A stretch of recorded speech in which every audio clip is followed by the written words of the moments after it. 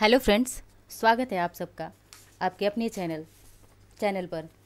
जैसा कि पिछले क्लासेस में हमने सीटेट का सिलेबस डिस्कस किया था, जिसमें कुल 5 सब्जेक्ट हमने देखा था। उसमें पहला सब्जेक्ट था CDP, child development and pedagogy की। तो इसके अंतर्गत आज हम लोग NCF 2005 को डिस्कस करने वाले हैं, पढ़ने वाले हैं, क्योंकि NCF 2005 बहुत ही ज़्यादा ज़रूरी है पेडागोजी के दृष्टिकोण से। इससे बहुत ही ज़्यादा क्वेश्चंस पूछे जाते हैं, प्रीवियस ईयर में पूछे भी गए हैं। तो ठीक है, आइए अब देखते हैं कि CDP के अंतर्गत हमारे कितने चैप्टर्स हैं, कितने चैप्टर हमें पढ़ने होते हैं। तो कुल 25 से 30 चैप्टर्स हमें पढ़ने होते हैं, जिसमें आपके बुक में दिया भी होगा।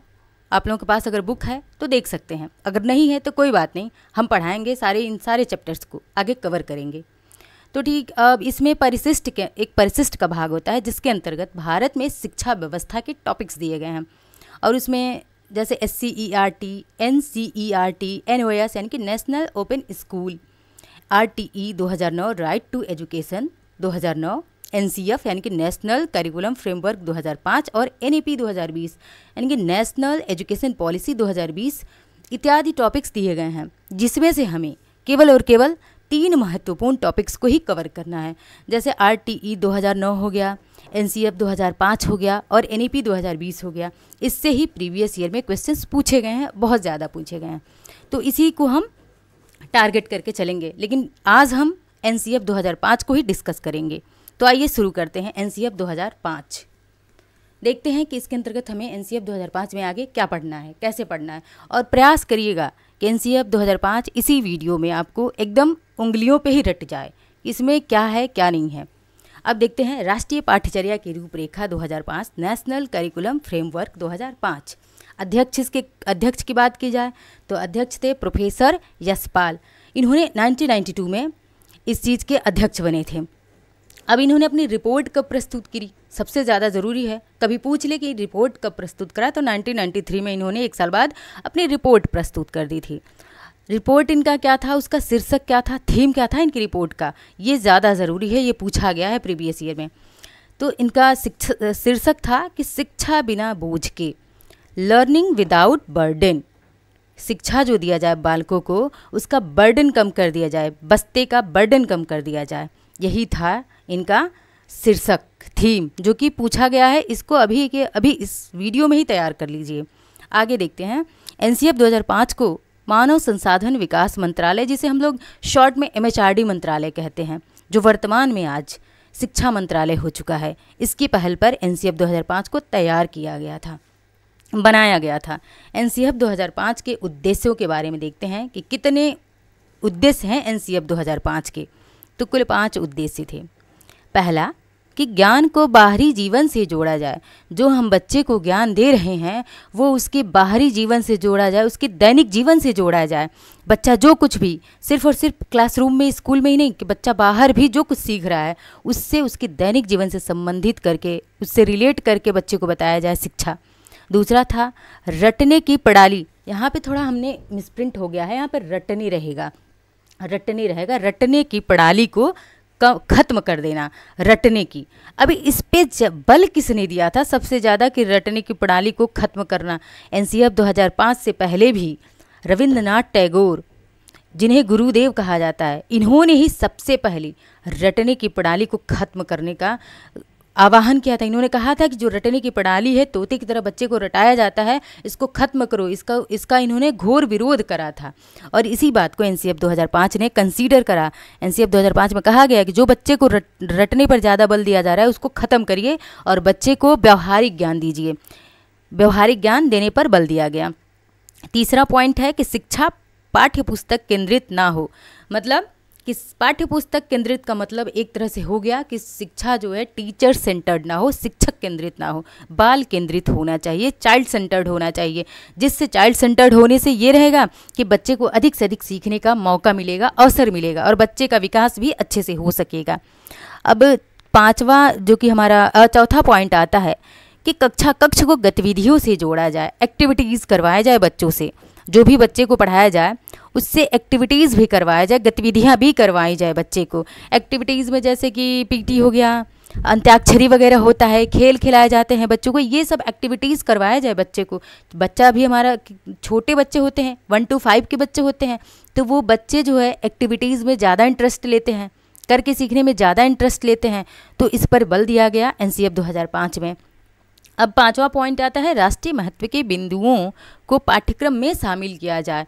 जो हमारे राष्ट्रीय महत्व के बिंदु, जैसे कि हमारा नेशनल हेरिटेज हमारे जितने हैं, मोनूमेंट्स हमारे जितने हैं, जैसे लाल किला, हमारा लाल किला कहाँ पे है, तो दिल्ली में है, बच्चे को ये बताया जाए। ताजमहल कहाँ पे है, आगरे में है, ये बताया जाए। अजंता एलोरा की गुफाओं के बारे में बताई जाए, किसने स्थापना करी, ये सब थोड़ी थोड़ी चीज़ें इनको बताई जाए बच्चों को, कि जो हमारे नेशनल महत्व की चीज़ें हैं उनके बारे में बच्चे जान सके कि हमारे नेशनल महत्व की क्या क्या चीज़ें हैं, तो इसको भी पाठ्यक्रम में शामिल किया जाए, ये एनसीएफ 2005 कहता है। अब आगे देखते हैं, एनसीएफ 2005 के अनुसार बालकों का सर्वांगीण विकास करना, सबसे ज़्यादा फोकस किया गया इस पे कि बालकों का कैसा विकास होना चाहिए, सर्वांगीण विकास होना चाहिए, एक तरफा नहीं, बच्चों का सर्वांगीण विकास होना चाहिए। और आपको बता दें कि सर्वांगीण विकास पर गांधी जी ने भी सर्वांगीण विकास पर बल दिया हुआ था, इसकी बात करी हुई थी। और उन्हें स्कूली शिक्षा से जोड़ना, इस पर विशेष बल दिया जाए। तो मतलब कुल मिला के कह सकते हैं कि एनसीएफ 2005 क्या करता है, तो बच्चों के सर्वांगीण विकास पर बल देता है। सतत और व्यापक मूल्यांकन पर भी एनसीएफ 2005 क्या करता है, जोर देता है कि बच्चों का मूल्यांकन कैसा होना चाहिए, सतत और व्यापक होना चाहिए। इसमें नवीन क्षमता, नवीन तर्क, नवीन गतिविधियों के बारे में बात की गई है एनसीएफ 2005 में। अब एनसीएफ 2005 के कुछ महत्वपूर्ण पॉइंट्स हैं, देखते हैं आगे, कि शिक्षा बाल केंद्रित हो। जैसा हमने ऊपर बताया कि शिक्षा कैसा होना चाहिए, चाइल्ड सेंटर्ड होना चाहिए, ना कि टीचर सेंटर्ड होना चाहिए। बच्चे को चौमुखी विकास किया जाए, मतलब बच्चे का जो विकास है चौमुखी विकास हो। जैसा ऊपर हमने देखा अभी कि बच्चे का विकास कैसा होना चाहिए, सर्वांगीण होना चाहिए। बच्चे का विकास कैसा होना चाहिए, चौमुखी विकास होना चाहिए। वन वे नहीं कि बस शिक्षक आया, कुछ कहा, पढ़ाया और चला गया। अब एनसीएफ 2005 के अनुसार बच्चे की शिक्षा मातृभाषा में होनी चाहिए। प्राइमरी लेवल की, जो एनसीएफ 2005 कहता है कि जो भी प्राइमरी लेवल की शिक्षा होगी हमारी मातृभाषा में होगी बच्चे को, क्योंकि बच्चा जो है, अब छोटा बच्चा अपनी मातृभाषा में ही चीज़ों को ज़्यादा समझेगा, उसे कहाँ से ज़्यादा लैंग्वेजेस आएंगे, तो इसीलिए उसको जो बेसिक एजुकेशन देना चाहिए मातृभाषा में ही दी जानी चाहिए। अब शिक्षण सूत्र की बात कर लेते हैं कि ज्ञात से अज्ञात की ओर और मूर्त से अमूर्त की ओर। तो ज्ञात से, आइए समझते हैं कि ज्ञात से अज्ञात की ओर ये कौन सी शिक्षण विधि है।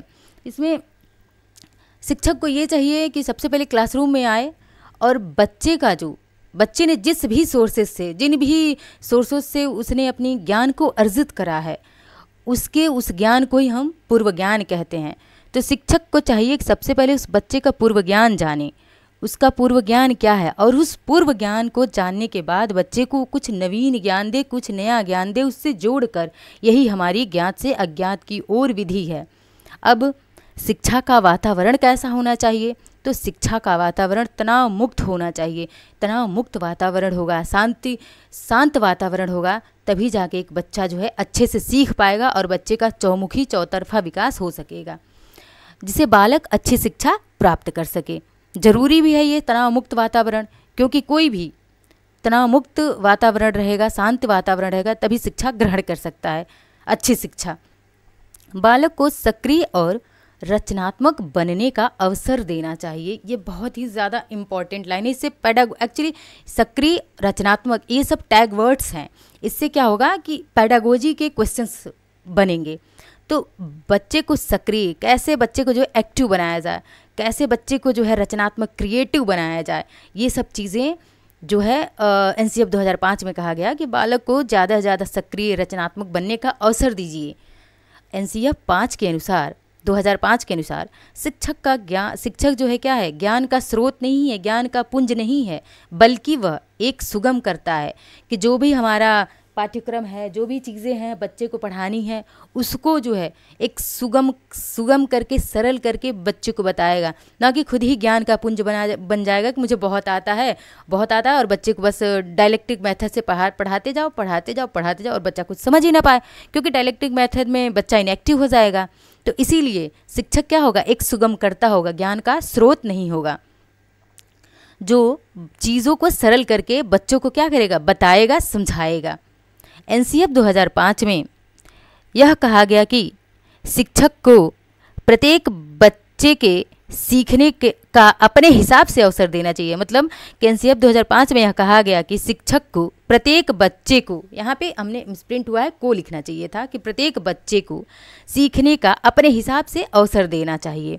ठीक है, जिससे बच्चा रचनात्मक रूप से क्या होगा, विकसित होगा। प्रत्येक बच्चा अपने हिसाब से करके सीखेगा। जो बच्चे गलतियाँ करके सीखते हैं वो क्या होते हैं, वही तो क्रिएटिव होता है ना, करके सीखते हैं, करके सीखना, लर्निंग बाय डूइंग। तो इसके थ्रू जो है बच्चे बहुत ही अच्छे से सीखते हैं और इनका विकास भी, जाहिर सी बात है, इनका विकास भी बहुत अच्छे से होता है और वो क्रिएटिव बनते हैं, रचनात्मक बनते हैं। जैसे हमारे गांधी जी क्या थे, वो रचनात्मक थे, उनमें बहुत ही ज़्यादा रचनात्मकता थी। टैगोर क्या थे, रचनात्मक थे, तभी तो वो कवि थे, कविताओं की रचना करते थे। तो बच्चों में ऐसी क्षमताएं विकसित हो सकती हैं। अब आते हैं, प्रत्येक बच्चे की सीखने की गति अलग अलग होती है। बिल्कुल सही चीज़ है कि प्रत्येक बच्चे की गति अलग अलग होती है। जैसे मान लेते हैं किसी बच्चे का IQ 140 है, तो वो प्रतिभाशाली बालक है, तो वो उसकी सीखने की क्षमता, उसकी गति जो होगी बहुत तीव्र होगी, वो तेज़ी से चीज़ों को सीखेगा।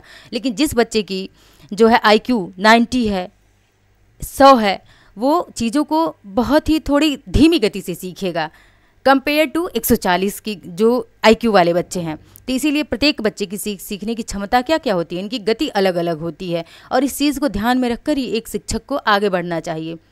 अब एनसीएफ 2005 में त्रिभाषा सूत्र की बात की गई है। त्रिभाषा सूत्र जैसे नाम से स्पष्ट है, त्रिभाषा, 3 भाषा। तो इसमें पहली भाषा हिंदी की बात करेंगे। पहली भाषा हमारी क्या है, हिंदी, जो कि हमारी राज्य भाषा है, इसमें शिक्षा दी जानी चाहिए। दूसरी भाषा है अंग्रेजी, जो कि हमारा क्या है, अंतर्राष्ट्रीय भाषा है, इंटरनेशनल लैंग्वेज है, इसमें शिक्षा दी जानी चाहिए बच्चे को हिंदी के माध्यम से, अंग्रेजी के माध्यम से। और तीसरी तथा अंतिम भाषा है स्थानीय भाषा। इसमें प्रमुख भाषाएं हैं, जैसे पंजाबी है, तमिल है, तेलुगु है, संस्कृत है, उड़िया है, इत्यादि प्रमुख भाषाएं हैं। इसके थ्रू जो है बच्चों को शिक्षा देनी चाहिए। प्रमुख, अब बात कर लेते हैं एनसीएफ 2005 में कितनी भाषाओं की बात करी गई है। तो एनसीएफ 2005 में 22 भाषाओं की बात करी गई है और एनसीएफ 2005 हमारा जो है 22 भाषाओं में उपलब्ध भी है एनसीएफ। अब आते हैं कि रविन्द्रनाथ टैगोर की बात कर लेते हैं। ऊपर मैंने बताया रविन्द्रनाथ टैगोर के बारे में कि इन्होंने रटने की प्रणाली का विशेष जो है क्या करा था, इन्होंने घोर विरोध करा हुआ था। तो एनसीएफ की बात करते हैं कि एनसीएफ आया कहाँ से सबसे पहले, तो इन्होंने ही, इनकी एक निबंध थी सभ्यता और संस्कृति, यहीं से इस एनसीएफ का नेशनल करिकुलम फ्रेमवर्क का जो है ओरिजिन होता है, यहीं से ये विकसित होता है। एनसीएफ 2005 इनकी एक निबंध सभ्यता और संस्कृति से। इस लाइन को आप रट लीजिएगा क्योंकि पूछ सकता है, ये ज़रूरी है, महत्वपूर्ण है। तो आज हमने एक क्या पढ़ा, एक बार और हम देख लेते हैं क्विक रिवीजन में कि हमने क्या पढ़ा है आज। आइए रिवाइज कर लेते हैं एक बार, एनसीएफ 2005 को रिवीजन करते हैं कि एनसीएफ 2005 इसका फुल फॉर्म क्या है, नेशनल करिकुलम फ्रेमवर्क। इसके अध्यक्ष कौन थे, तो ये प्रोफेसर यशपाल इसके अध्यक्ष थे। इनकी रिपोर्ट कब आई, तो 1993 में इनकी रिपोर्ट आई। उसकी थीम क्या थी रिपोर्ट की, ये ज़रूरी है थीम याद कर लेना, कि शिक्षा बिना बोझ के, लर्निंग विदाउट बर्डन।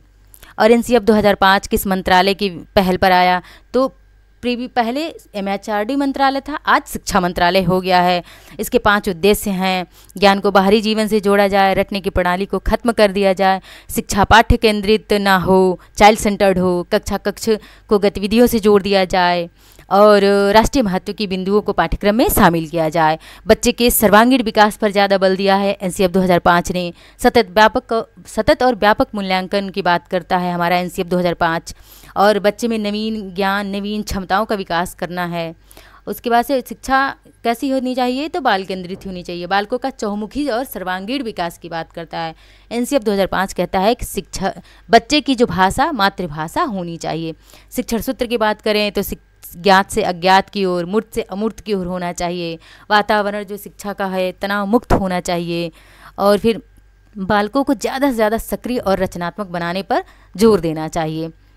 अब जैसे त्रिभाषा सूत्र की हमने बात कर ली कि त्रिभाषा सूत्र में 3 भाषाएं हैं, हिंदी है, अंग्रेजी है और स्थानीय भाषा है। और एनसीएफ हमारी कितनी भाषाओं में है, तो प्रमुख 22 भाषाओं में उपलब्ध है। और ये एनसीएफ 2005 आया कहाँ से, तो रविन्द्रनाथ टैगोर की एक निबंध सभ्यता और संस्कृति से आया। तो आई होप कि आप लोगों को रिवीजन और पूरा वीडियो अच्छा लगा होगा। अब नेक्स्ट मिलते हैं नेक्स्ट क्लास में। Okay, thank you. अगर वीडियो पसंद आया हो तो लाइक, शेयर और सब्सक्राइब ज़रूर करिएगा। Thank you.